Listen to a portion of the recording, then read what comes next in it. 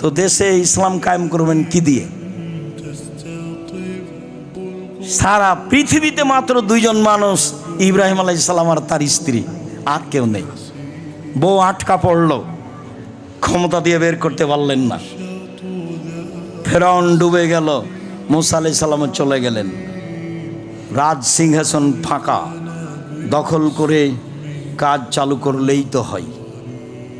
সম্মানিত দিনী ভাই বোন, কিয়ামত পর্যন্ত গণতন্ত্রের নীতিতে নেতা নির্বাচন হবে না। মানুষের আকীদা পরিবর্তন করেই দাওয়াতের মাধ্যমে নেতা নির্বাচন করতে হবে। হবে না হয় হবে না। নবীর চলে, আমার চলে না। একজন নবীর একজনও লোক হেদায়েত হয়নি, তো তার চলে আমার চলে না। একজন নবীর একটাই মানুষ হেদায়েত হয়েছে, তো সেই নবীর চলে আমার চলে না। নূহ আলাইহিস সালামের 950 বছর দাওয়াতে মাত্র 4 জন ছিল, বাকি সব পালিয়ে গেছে। তো নূহ আলাইহিস সালামের চলে আমার চলে না। আর এই চাল চলন যেটা আপনি দেখতে পাচ্ছেন, মারামারি, হইচই, দাঙ্গামা, হাঙ্গামা, জুয়াচুরি, ডাকাতি, আর জেল, আর হাজত, আর রাস্তা, আর ঘাট, আর রাহাজানি, সব কিছু এই দলীয়ভাবে, সেইটা রাসূলের পথ হয় কি করে?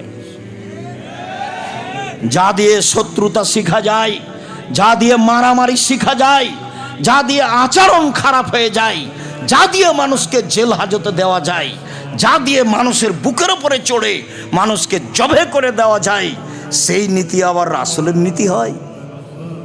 উমর রাদিয়াল্লাহু তাআলা আনহু পরামর্শের ভিত্তিতে নেতা নির্বাচন করতে বলেছেন। যেদিন পরিবেশ হবে সেদিন হবে অর্ধ পৃথিবীর খলিফা, কুশাগর বুদ্ধিজীবী রাজনীতিবিদ ওমর নেতৃত্বের যেই পদ্ধতি পেশ করেছেন সেটাই হবে পদ্ধতি। কিয়ামত পর্যন্ত এই পদ্ধতিই থাকবে।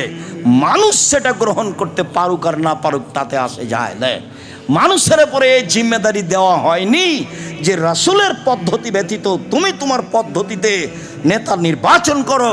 তিনি বলছেন, পৃথিবীর মানুষ শুনে রেখো, ইয়াতি মিন বাদি আইম্মা, আমার পরে কতগুলি আলেম ওলামা আসবে, ইহদুনা বিগাইরি হাদিয়াতি, আমার আদর্শ ছেড়ে দিয়ে অন্য আদর্শ গ্রহণ করে বলবে এটাই রাসূলের আদর্শ। আমার সুন্নাত ছেড়ে দিয়ে অন্য সুন্নাত গ্রহণ করে বলবে এটাই রাসূলের সুন্নাত। ওদের দেখতে লাগবে মানুষ, ওদের অন্তর হবে শয়তানের অন্তর। ওদের দেখতে লাগবে মানুষ, ওদের হবে অন্তর হবে শয়তানের অন্তর। আমার আদর্শ ছেড়ে দিয়ে অন্য আদর্শ গ্রহণ করে বলবে এইটাই রাসূলের আদর্শ। তিনি বলেছেন, পৃথিবীর মানুষ শুনে রেখো, এরা এমন হবে আমার ভাষাতেই কথা বলবে। তারা হবে আমার চামড়ার, মানে মুসলমান। তারা আমার ভাষাতেই কথা বলবে, মানে কোরআন হাদিস পেশ করবে। কোরআনের আয়াত পড়ে বলছে, দেখেন আল্লাহ বলছেন মিলাদ করতে হবে। আরও কত। সম্মানিত দিনী ভাই বোন, ইমান হারিয়ে 10 দিন বাঁচতে এসে, একদিন 1 ঘন্টা বাঁচতে এসে ইমান হারিয়ে বেঁচে থাকতে রাজি নই।